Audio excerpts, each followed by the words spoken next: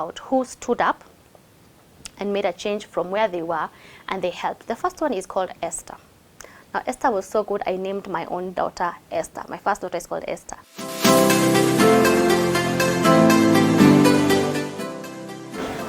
Sister Talk ndio kipindi ya kutazama na familia yako, wachumba wako, sister zako, wacha tuelimike pamoja.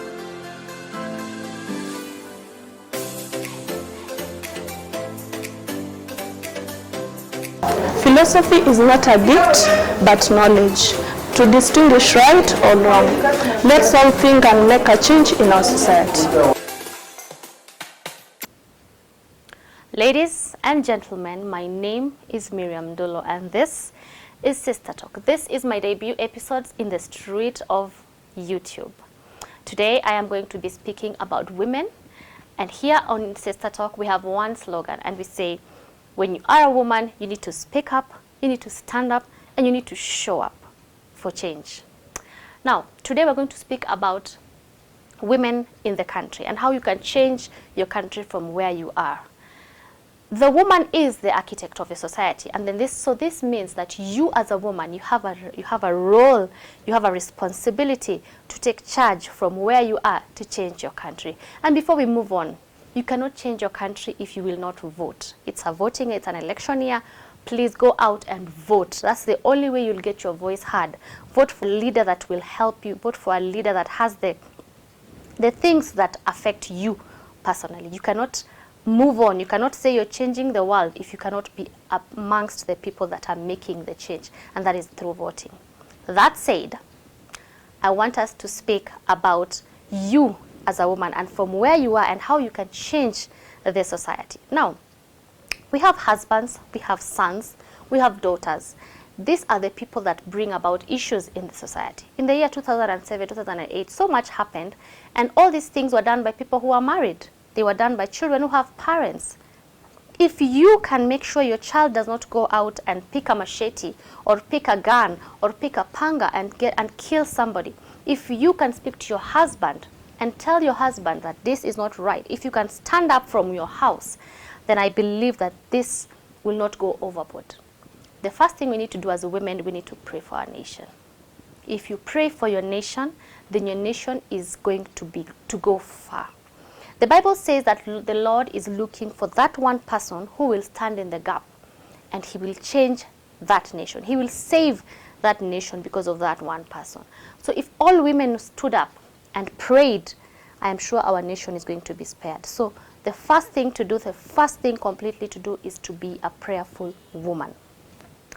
In the Bible, there are several women who stood up and made a change in their society. There are two which I'll tell you about who stood up and made a change from where they were, and they helped. The first one is called Esther. Now, Esther was so good, I named my own daughter Esther. My first daughter is called Esther because Esther was wise. Now, the king at that time was her husband, and he wanted to kill the Jewish. He wanted to wipe out the Jewish people. He wanted to commit genocide. And this woman stood up and spoke to her husband, and through her, the Jewish people were saved. Another woman, Abigail. I also love Abigail. I named my second child Abigail. I love Abigail. Now, Abigail alikuwa wise to the point that the king of that time, who was David, alimnotice. King ametuma watu wake waende kwa hazi ya Abigail to tell Abigail that ako huko hiyo side yao and he needs food, and so he's telling this guy, please help us with food.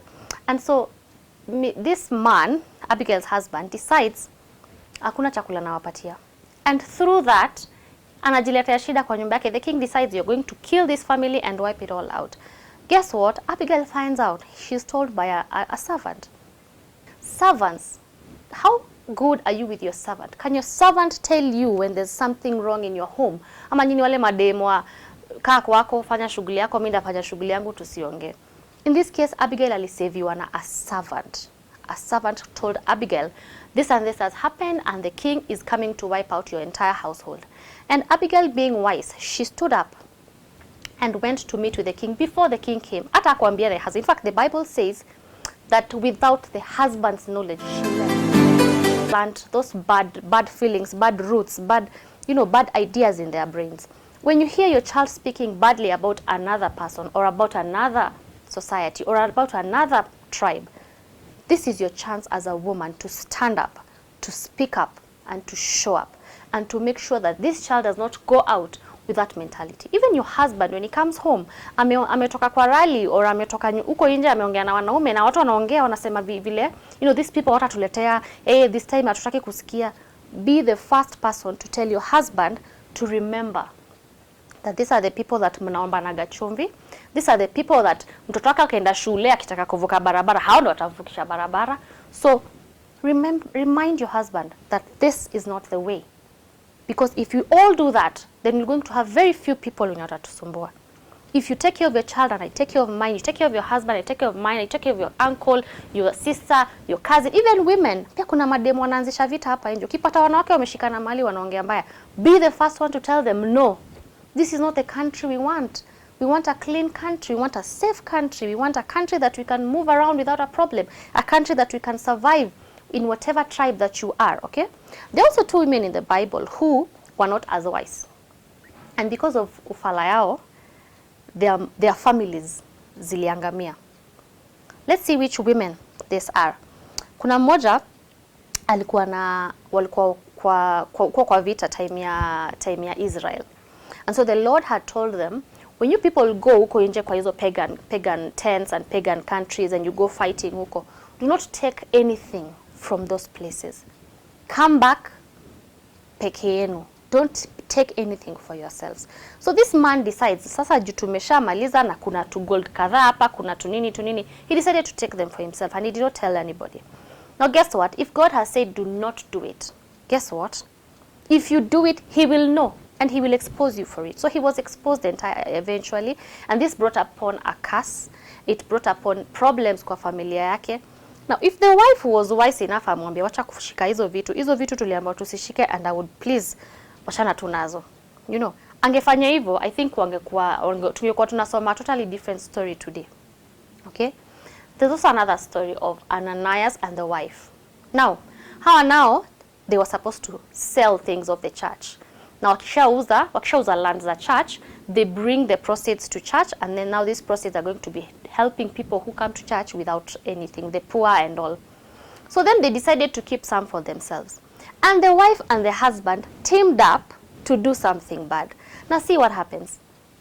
The husband comes and anaulizwa, umeuza kila kitu, is this all that you sold? And he said yes, and guess what? He dropped down and died. The wife comes in a second later. Yeye pia anaulizwa the same question. Instead of saying that enyewe, this was wrong, it was her time to stand up and show up.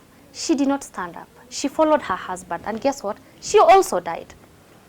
These are stories to show you that a woman has a very big responsibility when it comes to a country. And if we're going to save this country, we as women, we need to stand up.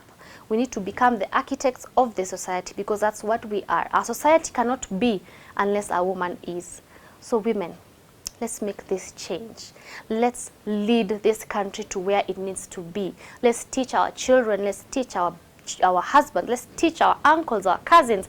Let's go and spread this word that we need a clean and safe country, and only a woman can help. My name is Miriam Ndolo, and this is Sister Talk. Please subscribe. Tell your friend, tell your auntie, tell your sister, tell everybody to subscribe. Wakuje tusome and to learn. Kindly follow us on our social media platforms, and don't forget to subscribe and hit the notification bell.